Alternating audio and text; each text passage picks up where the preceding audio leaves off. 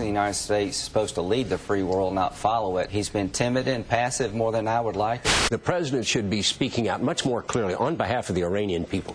I believe that we could be more forceful than we have. I think he was very slow off the mark.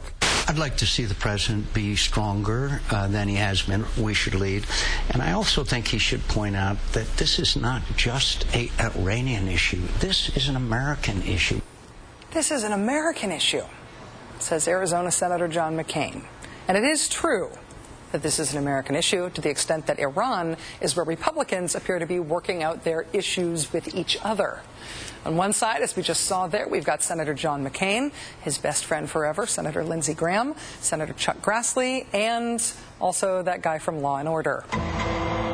On the other side, they've got a whole bunch of opposition from among other Republicans. We could start with former Reagan speechwriter Peggy Noonan, who writes, quote, "To insist the American president in the first days of the rebellion insert the American government into the drama was short-sighted and mischievous. The Ayatollahs were only too eager to demonize the demonstrators as mindless lackeys of the great Satan cowboy Uncle Sam, or whatever they call us this week. John McCain and others went quite crazy, insisting President Obama declare whose side America was on, as if the world doesn't know whose side America is on. This was aggressive political solipsism at work. Always exploit events to show you love freedom more than the other guy. Always make someone else's delicate drama your excuse for a thumping curtain speech." The Republican opposition to itself also includes figures like the first man you'll hear from in this group of clips. It's Nicholas Burns. He was the man who oversaw Iran issues at the State Department for George W. Bush. President Ahmadinejad would like nothing better than to see a very aggressive series of statements by the United States which try to put the U.S. in the center of this. And I think President Obama is avoiding that quite rightly. It's a balancing act. I think the president has been very effective in maintaining that. The president's being roundly criticized for insufficient rhetorical support for what's going on over there. It seems to me foolish criticism. I think the president has handled it well. I think it's the proper position to take. For us to become heavily involved in the election at this point is to give the clergy an opportunity to have an enemy and to use us, really, to retain their power. The Republican Party lost the last election and therefore isn't in a position to wage actual war on anyone else right now. They are, however, definitely winning the war on themselves. Joining us now is Chris Hayes, Washington editor of The Nation magazine. Chris, thanks very much for your time tonight. Thank you, Rachel. I want to make sure I understand both sides in this Republican fight. What is it that John McCain and Lindsey Graham and all those guys actually want the White House to do? You know, that's a really good question. I mean, I think there's, in the long mythology of neoconservatism, there's this notion that, you know, Reagan single-handedly brought down the entire Soviet empire because he said, tear down this wall.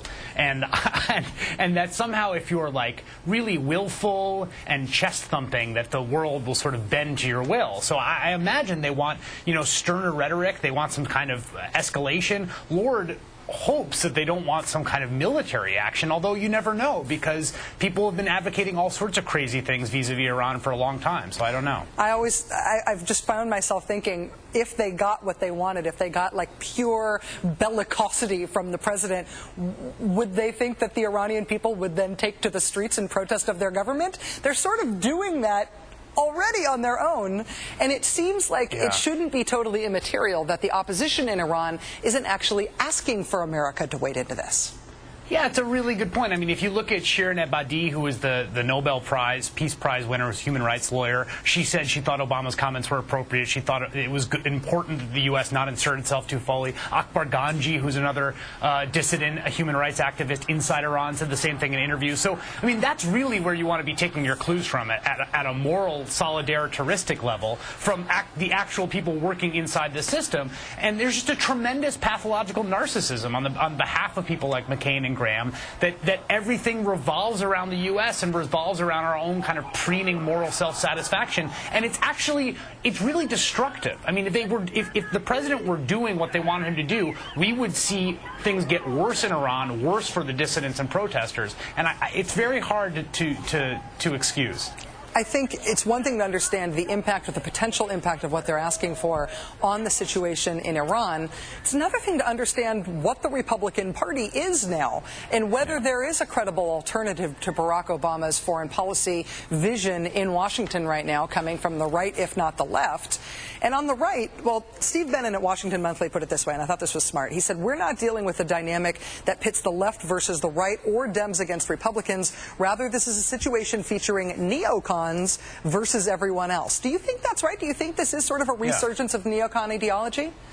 Yeah, you know, I read that post and I thought it was very smart also, and I agree. I mean, I think that there's this really virulent strain of neocon ideology that is kind of manifested itself. I think John McCain in some ways is the most intense of the true believers in terms of elected officials in American life, in which every battle is a battle between the righteous U.S., which is a beacon of freedom, and the evil forces of oppression, tyranny, wherever they may be, in whatever kind of regime they might be occupying. And that everything kind of in this solar system way, the U.S. is the sun, and all foreign policy revolves around us and the freedom that we cast out into the world.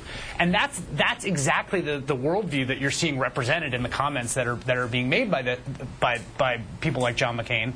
And I don't think it's long for this world. I mean, I really want to hope that this is kind of a dead-ender last gasp of this sort of thinking about American foreign policy, because the actual real-world results of it have been so disastrous. And one sign of its short-livedness, even though it's not a word or even a phrase, may be that the opposition to it, the most vociferous opposition to it, is coming from within Senator McCain's own party.